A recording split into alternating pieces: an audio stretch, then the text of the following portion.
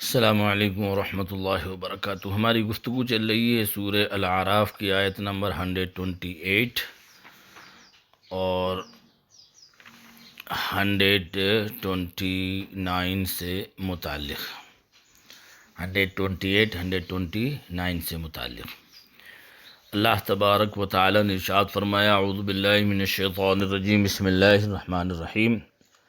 قال موسیٰ لقومہ استعینوا باللہ واصبروا۔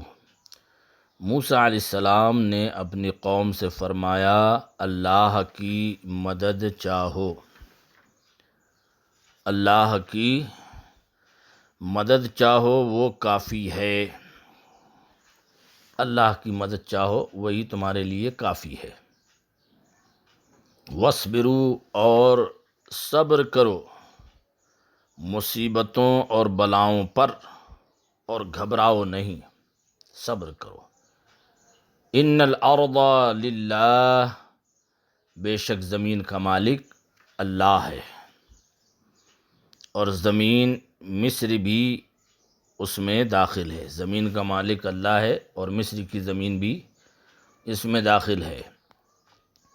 یورثھا من یشاء من عبادہ، اپنے بندوں میں جسے چاہے وارث بنائے، اپنے بندوں میں جسے چاہے وارث بنائے۔ یہ فرما کر حضرت موسیٰ علیہ السلام نے بنی اسرائیل کو توقع دلائی کہ فرعون اور اس کی قوم ہلاک ہوگی اور بنی اسرائیل ان کی زمینوں اور شہروں کے مالک ہوں گے۔ یورثھا من یشاء من عبادہ، اپنے بندوں میں سے جسے چاہے وارث بنائے۔ والعاقبۃ للمتقین، اور آخر میدان پرہیزگاروں کے ہاتھ ہے، آخر میدان پرہیزگاروں کے ہاتھ ہے۔ انہی کے لیے فتح و ظفر ہے اور انہی کے لیے عاقبت محمودہ ہے، انہی کے لیے فتح و ظفر، کامیابی اور کامرانی پرہیزگاروں ہی کے لیے ہے۔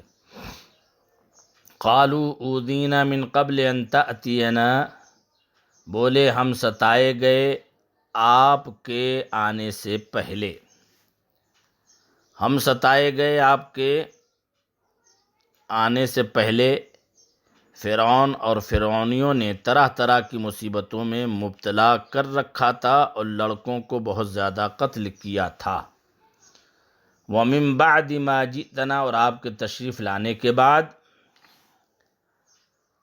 اور آپ کے تشریف لانے کے بعد کہ اب وہ پھر ہماری اولاد کے قتل کا ارادہ رکھتا ہے تو ہماری مدد کب ہوگی اور یہ مصیبتیں کب دفع کی جائیں گی۔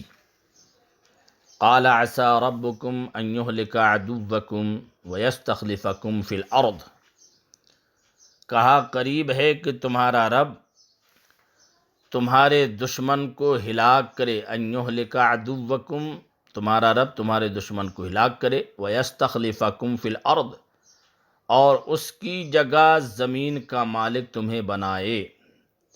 فَيَنْظُرَ، پھر دیکھے، کَيْفَ تَعْمَلُونَ، کیسے کام کرتے ہو۔ قریب ہے کہ تمہارا رب تمہارے دشمن کو ہلاک کرے اور اس کی جگہ زمین کا مالک تمہیں بنائے، پھر دیکھے کیسے کام کرتے ہو اور کس طرح شکر نعمت بجا لاتے ہو۔ یہ اللہ کی طرف سے آزمائشیں اور مصیبتیں ہوتی ہیں، اور بندہ ان آزمائشوں مصیبتوں میں جب صبر کرتا ہے تو اللہ تبارک و تعالی اس کو اجر دنیا میں بھی صبر پر اجر عطا فرماتا ہے، اور آخرت میں بھی اس کو اجر عظیم عطا ہوتا ہے۔ یہ آیات کریمہ ہمیں غور کرنے کی دعوت دے رہی ہیں۔ آج کی اس گفتگو کے اندر یہ چیز ذہن میں آئی کہ ان الارض للہ، زمین کا مالک اللہ ہے۔ یورثھا من یشاء من عبادی، اپنے بندوں میں سے جسے چاہے وہ وارث بنا دے۔ اس لیے زمین